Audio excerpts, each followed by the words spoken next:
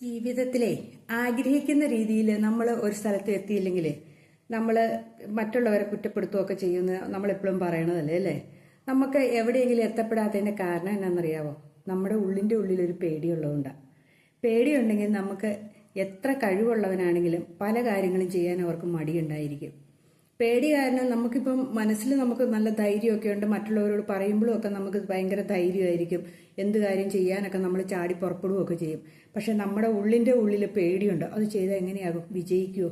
നമ്മൾ പരാജയപ്പെട്ടു പോവുമോ? മറ്റുള്ളവരെന്ത് വിചാരിക്കും? ഇങ്ങനെ എല്ലാ കാര്യത്തിലും ഒരു പേടിയുണ്ടായിരിക്കും. നമ്മൾ സാധാരണ ഉണ്ടല്ലേ, പ്രസംഗിക്കാനൊക്കെ ഭയങ്കര താഴെ നിന്നൊക്കെ ഭയങ്കര വാചകടിക്കുന്നവരായിരിക്കും. പക്ഷെ സ്റ്റേജിൽ കയറുന്നതിന് മുമ്പ് അവർക്കൊരു ഉള്ളിലൊരു പേടിയുണ്ടായിരിക്കും. എന്ത് ചെയ്തെന്ന് പറയും, എന്നത് പറയും, പറയണമൊക്കെ മറന്നു പോവുമോ, ഇങ്ങനെയൊക്കെയുള്ള ചിന്ത. പാട്ട് പാടാൻ പേടി, എല്ലാ കാര്യത്തിനും പേടിയുണ്ട്. പരീക്ഷ എഴുതാൻ പേടി, അതേപോലെ പുതിയൊരു ജോലി സ്ഥലത്തേക്ക് പോകാൻ പേടി, സ്ഥലമാറ്റം കിട്ടുമെന്ന് ഓർത്തു പേടി. ചിലർക്ക് എന്തെങ്കിലും കറിയൊക്കെ വെക്കുമ്പോൾ ആരെങ്കിലും വിരുന്നുകാരൊക്കെ വരുമെന്ന് വെച്ചാൽ അത് ചീത്തയായി പോകുമോ എന്നുള്ള പേടി. നമ്മൾ പിന്നെ വസ്ത്രം ധരിച്ചിരിക്കുന്നതിന് വസ്ത്രധാരണം മോശമാണോ എന്നൊരു പേടി. എന്ന് വേണ്ട, എല്ലാത്തിലും പേടിയുണ്ട് മനുഷ്യർക്ക് ഇല്ലേ? പിന്നെ രാത്രി കിടന്നുറങ്ങാൻ പേടി, ജന്തുക്കളെ പ്രാണികളെയൊക്കെ പേടി, പാറ്റ പല്ലി അങ്ങനെയുള്ളതിന് പേടി. പിന്നെ ദുഷിച്ച ചിന്തകൾ ചെകുത്താൻ ഭൂതപ്രേത പിശാചുക്കളൊക്കെ പേടി എന്ന് പറയുന്നത് ഇതൊന്നും ഇല്ല കേട്ടോ. എങ്കിലും ഇതിനെയൊക്കെ പേടി എന്നും പറഞ്ഞിങ്ങനെ നടക്കുന്നവർ ഒത്തിരിയുണ്ട്. രാത്രി പേടി സ്വപ്നം കാണുമോയെന്ന് ഓർത്തിരിക്കുന്നവർ. ഇങ്ങനെ പല സൈസ് പേടിയുണ്ട് മനുഷ്യനില്ലേ? ശരിക്കും പറഞ്ഞിട്ടുണ്ടെങ്കിൽ ഇത് പേടിയെന്ന് പറയുന്നത് നമ്മൾ അതിലേക്ക് ധൈര്യപൂർവ്വം ഇറങ്ങിച്ചെന്നാൽ മതി. നമ്മൾ ആ പേടി അങ്ങ് മാറിപ്പോവും. ഞാൻ പണ്ട് വണ്ടി ഓടിച്ചുകൊണ്ടിരുന്ന കാലത്തെ വണ്ടി ഒരു ഓട്ടോറിക്ഷയായിട്ട് ഇടിച്ച് കഴിഞ്ഞ് പിന്നെ ഞാൻ വണ്ടി ഓടിയിൽ നിർത്തിയ വ്യക്തിയാണ്. ഞാനും പേടിച്ച് നിർത്തിയതാണ്. പിന്നീട് ഞാൻ പലപ്പോഴും ഓർത്തു അത് തുടങ്ങി വെച്ചാലോ എന്ന് ഓർത്തു. പിന്നെ എന്തുകൊണ്ടോ അത് ചെയ്തില്ല. അതും ഒരു പേടിയാട്ടോ. നമുക്ക് പക്ഷെ ധൈര്യപൂർവ്വം ഇറങ്ങിക്കഴിഞ്ഞിട്ടുണ്ടെങ്കിൽ നമ്മളങ്ങ് പൊക്കോളും. അത് നമ്മൾ ചെയ്യില്ല. നമ്മുടെ മനസ്സിൻ്റെ ഉള്ളിലൊരു പേടി കിടക്കണമുണ്ട് അത് ഇല്ലേ? പക്ഷെ നമുക്കിങ്ങനെ പറയാനൊക്കെ എളുപ്പമാണെന്ന് നമ്മൾ വിചാരിക്കും. പക്ഷെ നമുക്ക് പറയാനല്ല, അത് കഴിഞ്ഞ് ധൈര്യപൂർവ്വം ഞാൻ ഇപ്പോൾ ദൂരേക്കൊക്കെ പോവുകയാണെങ്കിൽ ഞാൻ നേരെ അങ്ങ് ഓടിച്ചു പോകും. റിവേഴ്സൊക്കെ വരാനൊക്കെയാണ് ഇച്ചിരി പാടുള്ളത്. എങ്കിലും അങ്ങ് നേരെ അങ്ങ് ഓടിച്ചു പോകാനൊക്കെ ഉള്ളൊരു ധൈര്യം എനിക്കുണ്ട്. അങ്ങനെയൊക്കെ നമ്മൾ ഇങ്ങനെ മനസ്സിനെ ധൈര്യപ്പെടുത്തി ക്ലച്ചും ബ്രേക്കും ഒക്കെ അറിയാമെങ്കിൽ, ഗിയറും ഒക്കെ മാറാൻ അറിയാമെങ്കിൽ നമ്മളങ്ങ് പൊക്കോളും ഇല്ലേ? അതൊരു പേടി. പിന്നെ ഈ വണ്ടി ഓടിക്കാൻ അറിയാവുന്നവർക്ക് വേറൊരു സംഭവം കൂടെ ഉണ്ട് കേട്ടോ. അത്യാവശ്യം വണ്ടി ഓടിക്കാൻ അറിയാവുന്നവരുടെ ഡ്രൈവിംഗ് സീറ്റിൻ്റെ എതിർവശത്ത് ഇരിക്കുകയെന്ന് വെച്ചോ, ഇടതുവശത്ത് ഇരിക്കുകയെന്ന് വെച്ചോ, മറ്റേ എതിർവശത്ത് നിന്ന് ഒരു വണ്ടി വരുമ്പോഴത്തേനും നമ്മൾ ഓർക്കാണ്ട് ബ്രേക്ക് ചവിട്ടണ കണക്ക് നമ്മൾ കാല് എടുത്ത് ചവിട്ടും. എനിക്ക് ഒത്തിരി പ്രാവശ്യം ഉണ്ടായിട്ടുണ്ട് കേട്ടോ. നമ്മൾ ഓർക്കാണ്ട് ഞാനും എൻ്റെ ഹസ്ബൻഡും കൂടെ പോകുമ്പോഴോ അല്ലെങ്കിൽ ചേച്ചിയുടെ കൂടെ പോകുമ്പോഴോ ആരെങ്കിലും ഒക്കെ ആണെങ്കിൽ അവർ വണ്ടി ഓടിക്കുമ്പോൾ ഞാൻ ഇപ്പുറം ഇരുന്നിട്ട് ബ്രേക്ക് ചവിട്ടുന്ന രീതി. അത് നമ്മുടെ ഉള്ളിൻ്റെ ഉള്ളിൽ ഒരു പേടി കിടക്കുന്നുണ്ട്. അയ്യോ ഇപ്പോൾ വണ്ടി വരേണ്ടത്, ബ്രേക്ക് ചവിട്ടണമല്ലോ എന്ന് ഓർത്തുകൊണ്ടാണ് നമ്മൾ ഇങ്ങനത്തെ ഓരോ വികൃതിത്തരങ്ങളും നമ്മുടെ ജീവിതത്തിൽ ഉണ്ടാകാറുണ്ട്. അപ്പം അങ്ങനെ പലതരം പേടികളുണ്ട്. പിന്നെ ഒരിക്കൽ ഒരു സംഭവം ഉണ്ടായിട്ടുണ്ട്. ഒരു പാത്രത്തിനകത്ത് നിറച്ച് വെള്ളം ഇരിക്കുകയായിരുന്നേ. അതിനകത്തൊരു തവി കിടപ്പുണ്ടായിരുന്നു. ആ തവി ഇങ്ങനെ കറങ്ങുന്ന ഒരു ഒച്ച, അതിനകത്തൊരു വണ്ടി ചാടി കിടക്കുമായിരുന്നു കേട്ടോ, ഒറിജിനലായിട്ട്.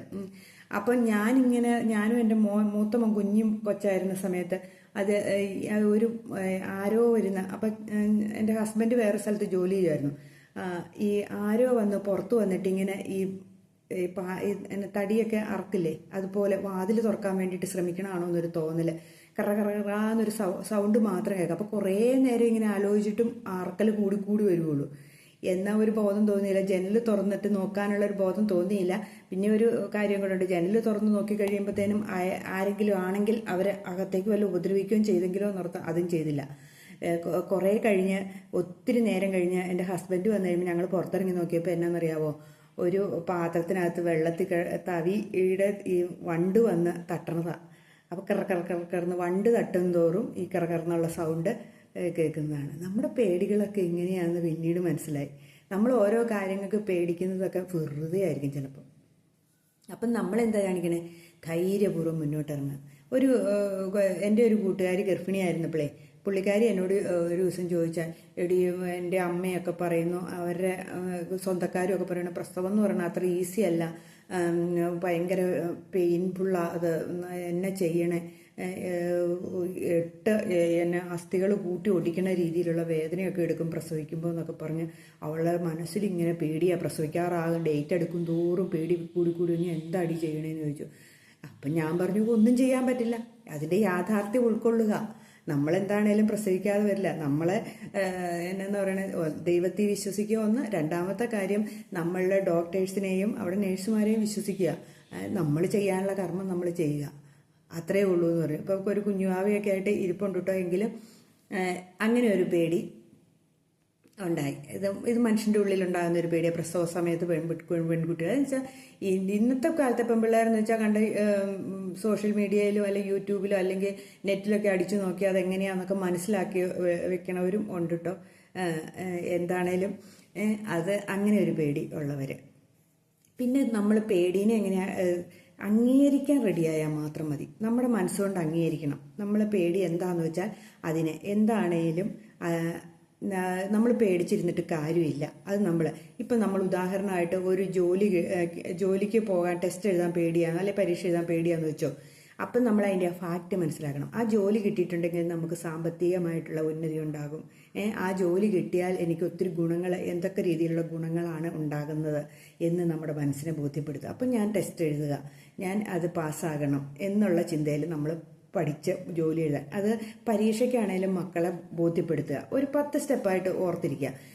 ഞാൻ പഠിക്കണം, എനിക്ക് ജോലി കിട്ടണം, ഞാൻ ഏതെങ്കിലും നല്ല നിലയിലെത്തണം, എൻ്റെ കൂട്ടുകാരും ഒക്കെ നല്ല നിലയിലെത്തുമ്പോൾ ഞാനും ഒപ്പം എത്തണം എന്നൊക്കെ നമ്മുടെ മനസ്സിനെ പാകപ്പെടുത്തുക. രണ്ടാമതൊരു ഭാഗം അതിൻ്റെ സാങ്കേതിക വശം. ഞാൻ പഠിച്ചില്ലെങ്കിൽ എനിക്ക് ജോലിയില്ല, എനിക്ക് ശമ്പളം കിട്ടില്ല, അത് മറ്റാർക്കെങ്കിലും ആ ജോലി പോകും. അപ്പം എനിക്ക് ജോലിയില്ലെങ്കിലും ഞാൻ ഇന്ന് ജീവിക്കുന്ന പോലെ തന്നെ ഞാൻ ജീവിക്കുള്ളൂ.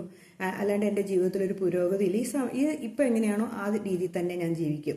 അല്ലാതെ വേറൊരു മാറ്റം എൻ്റെ ജീവിതത്തിൽ ഉണ്ടാകാൻ പോകണം. ഞാൻ താഴേക്കും പോകുന്നില്ല, മുകളിലേക്കും പോകുന്നില്ല.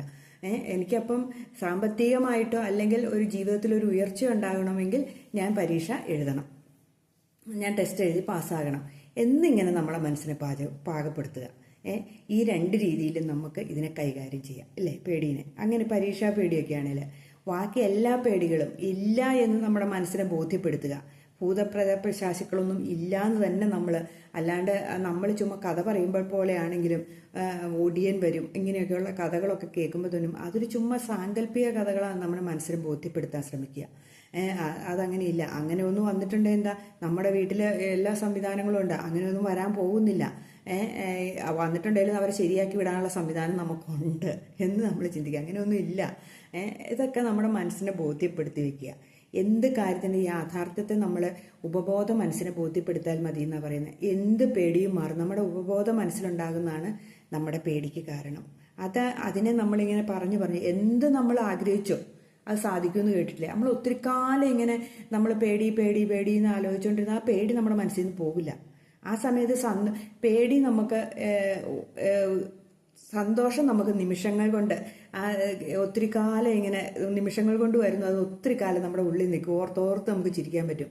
പക്ഷെ പേടി അങ്ങനെയല്ല. ഒരു നിമിഷം വരുന്നു, അത് ആ നിമിഷം പോവുകയും ചെയ്യും. ഇല്ലേ? ശരിയല്ലേ? പെട്ടെന്നായിരിക്കും പേടി വരുന്നത്, പെട്ടെന്ന് ആ പേടി പോവുകയും ചെയ്യും.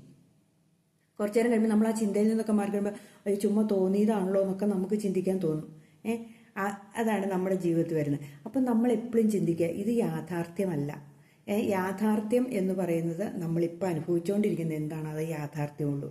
അല്ലാണ്ട് പേടിപ്പെട്ട് നമ്മുടെ ജീവിതവും താറുമാറാക്കി കളഞ്ഞിട്ട് വല്ല പ്രയോജനമുണ്ടോ? അപ്പം അതിൽ നിന്ന് നമ്മൾ മോചനം നേടുക. നമുക്ക് സന്തോഷം നമ്മുടെ മനസ്സിൽ കൊണ്ട് നിറയ്ക്കുക. എപ്പോഴും സന്തോഷവാന്മാരായിട്ട് നല്ല നല്ല കാര്യങ്ങൾ കാണുക. ഈ പേടിപ്പെടുത്തുന്ന സിനിമകൾ, പേടിപ്പെടുത്തുന്ന കാർട്ടൂണുകൾ ഇതൊക്കെ കണ്ടിട്ടാണ് ചില കുട്ടികൾ രാത്രിയിൽ പേടിയായിട്ട് ഓടി വന്ന് അച്ഛൻ്റെ അമ്മയുടെ ഇടയ്ക്ക് കയറി കിടക്കണം കാണാമല്ലേ. അവർ രാത്രിയിൽ ആവശ്യമില്ലാത്ത കാണും, എന്നിട്ട് പേടിയാവുകയും ചെയ്യും. അപ്പം അങ്ങനെയുള്ളതിനെ കാണാണ്ടിരിക്കുക. നല്ല നല്ല കാര്യങ്ങൾ നമ്മുടെ മനസ്സിൽ സന്തോഷം തരുന്നതിന് നമ്മുടെ ഉള്ളിലേക്ക് നിറയ്ക്കുക, ഉപബോധ മനസ്സിൽ നിറയ്ക്കുക. ഇങ്ങനെയൊക്കെ ചെയ്തു കഴിയുമ്പോൾ നമുക്ക് ഒത്തിരി മാറ്റം ഉണ്ടാവുന്നേ. നമ്മൾ പേടിച്ചിട്ടൊന്നും കാര്യമില്ല. പലപ്പോഴായിട്ട് നമ്മൾ ആ പേടീനെ കുറച്ച് കൊണ്ടുവരാൻ ശ്രമിക്കുക. നമുക്ക് എന്തിനാണോ പേടിയുള്ളത് അതിനെ നമ്മുടെ മനസ്സിൽ നിന്ന് എടുത്തു കളയുക. അങ്ങനെ ഒന്നില്ല എന്ന് നമ്മുടെ മനസ്സിനെ ബോധ്യപ്പെടുത്തുക. ഓക്കെ, എല്ലാവർക്കും ഞാൻ നല്ലൊരു ദിവസം ആശംസിക്കുന്നു.